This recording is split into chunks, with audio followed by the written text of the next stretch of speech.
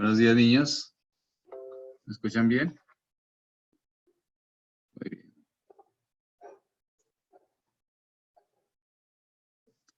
Seguimos entonces con Números, capítulo 13.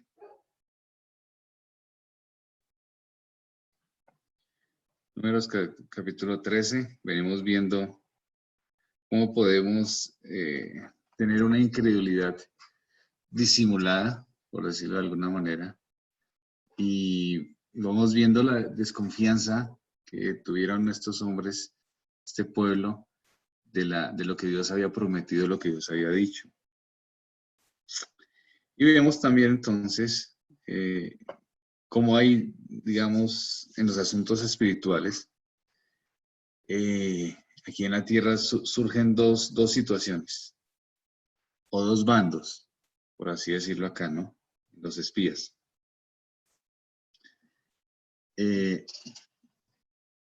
Un bando, que es el bando de aquellos que... Un momentico. Un bando que es aquellos que son de la simiente de la mujer, es decir, los incrédulos. Y por otro, el bando de los de la, perdón, los de la simiente de la mujer, es decir, los creyentes, y por otro, los de la simiente de la serpiente, es decir, los incrédulos, los incrédulos. Entonces, hay dos argumentos. El argumento de los creyentes y el argumento de los incrédulos. Habían dos de los 12 espías que eran dos del ejército de la fe. Habían dos del ejército de la fe. Y otros 10 varones que no tenían esa fe o eran incrédulos. Entonces, ¿cuál era la actitud de los que eran creyentes? De los hijos de la simiente de la mujer. Como pensando un poco en Génesis. ¿Cómo era la actitud? Vamos a ver el versículo 30. Miremos el versículo 30. Números 13:30. Entonces, Caleb hizo callar al pueblo delante de Moisés y dijo: subamos luego y tomemos posesión de ella, porque más poderosos nosotros que ellos. Tengamos presente una cosa: Dios no les había mandado de ninguna forma a expiar la tierra. Dios se los permitió. ¿Para qué o con qué fin? Para probarles lo que había en sus corazones. Ahí hay una prueba. Dios permitió que ellos fueran, que analizaran, que miraran. De hecho, Dios permitió que escogieran los mejores líderes para que fueran y observaran lo que había en esa tierra. Eso fue lo que pasó. Listo, vayan, miren, observen. Fueron y observaron.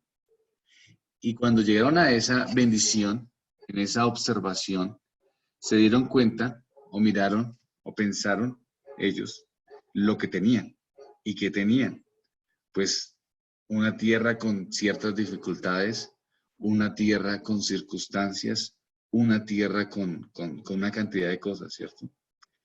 Y ahí Dios estaba probando los corazones, porque ellos cuando vieron la situación difícil, la situación mala, entonces renegaron contra Dios y ya no querían esa promesa. Pero Caleb salió victorioso de la prueba. Eso es lo que dice la Biblia. Caleb es victorioso de la prueba. Por la Biblia, en nuestra experiencia, vemos que en toda sociedad hay hombres y mujeres corruptos, pero al mismo tiempo es difícil, digamos, que no aparezcan hombres fieles. Estamos en una sociedad corrupta, estamos en una sociedad incrédula, pero siempre hay alguien fiel que mantiene la fe firme en el Señor. En este caso, Caleb toma la iniciativa y Caleb dice: calma a la gente, calma al pueblo delante de Moisés, y dice: ciertamente podemos subir, ciertamente podemos tomar posesión de la tierra, ciertamente podemos hacerlo. ¿Sí notan? En medio de muchos incrédulos, se levantó uno fiel. Los demás que hubieran podido decir, no, pues cómo se le ocurre, Caleb. Esa tierra hay gigantes.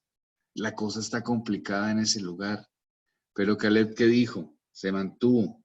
Aunque eran muchos los que estaban en desacuerdo, Caleb se mantuvo. ¿Y qué dijo Caleb? No, sigamos adelante. Podemos tenerla. Podemos ahí. ¿Por qué? Porque siempre Dios permite hombres y mujeres de fe en medio de un mundo incrédulo. Entonces, de 12 espías, habían 2, Caleb y Josué. Y esos 2 fueron los que no querían abandonar la causa. Fueron los que querían seguir bajo las promesas del Señor y los que querían mantenerse firme a pesar de las circunstancias. Entonces, ¿cuál es esta parte? En esta parte, ¿cuál es la enseñanza, amigos? Siempre van a encontrar oposición a su fe. Siempre van a encontrar oposición a creer en las promesas del Señor, lo que Dios había determinado. Siempre van a encontrar oposición. Siempre va a pasar eso. ¿Y cómo tenemos que mantenernos? En la fe. Las argumentaciones de los otros 10 parecían lógicas, pero en realidad no lo eran. Si uno pone las argumentaciones de Josué y Caleb en comparación con las de los otros 10 espías, pues uno pensaría que Josué y Caleb están equivocados porque ellos están basándose en las promesas de Dios. Y uno pensaría, yo creo que aquí la realidad es que aquí hay gigantes. La realidad es que aquí hay gente superior. Pero Josué y Caleb pensaban en que somos nosotros superiores, pero no por nuestras propias fuerzas, sino por el poder que nos da el Señor. Así haya oposición de los incrédulos, el cristiano de la simiente de Eva se mantiene firme en la fe, en su fe del creyente. Siempre van a encontrar oposición, niños. Si ustedes empiezan su caminar cristiano, su caminar de fe, sus amigos, sus compañeros, aún familiares, otras personas, pueden de alguna manera hacer oposición porque pueden hacerle pensar que el caminar cristiano es tan difícil que no lo pueden lograr conseguir. Miren, dicen, hay otros que lo han intentado y han caído en el camino. Hay otros que se han esforzado por vivir una fe cristiana y ya no están acá. Entonces, siempre hay alguien que desanima, alguien que habla, alguien que empieza y nosotros tenemos que mantenernos en esa fe. Josué en este caso hizo silencio y sabiamente propuso su hablar para un momento más adecuado. Aunque solo hablar a Caleb fue suficiente. Era un hombre de fe, era un hombre de mente espiritual. Su convicción le impulsó a hablar y le sostuvo cuando toda la multitud se levantó en contra. En ningún momento se oyó decir, ¿qué puedo hacer yo? Y José contra todo un pueblo, o ir en contra de príncipes, por el contrario. Mire su valentía. ¿Qué hizo? Entonces Caleb hizo callar al pueblo delante de Moisés. Y subamos luego. Estos hombres, Josué y Caleb, nadaron en contra de la corriente. Esa es la vida cristiana. Estos hombres querían conducir a sus amigos a la verdad. Querían conducir a los otros espías a que enfrentaran el reto, a que siguieran las promesas del Señor, a que se parecieran firmes. Nadaron en contra de un mundo hostil. Para eso estamos. Para eso está el Colegio Gracia y Amor. Para eso los preparamos. Por eso les hablamos del Señor. Por eso les hablamos de la defensa de la fe. Por eso les hablamos acerca de la realidad de la existencia de un Salvador, de la ética cristiana. ¿Para qué? Para que puedan nadar en contra de un mundo caído. Las personas no aman, no están de acuerdo con las cosas espirituales. Muchos de ustedes que no profesan una fe cristiana, que están en el colegio pero de pronto no profesan una fe cristiana, son oposición a otros compañeros, por ejemplo.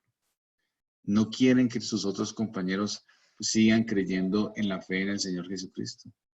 Para esos que sí, les toca mantenerse firmes, porque esta es la realidad. Cuando salgan ustedes a la universidad, eso es lo que van a encontrar, oposición.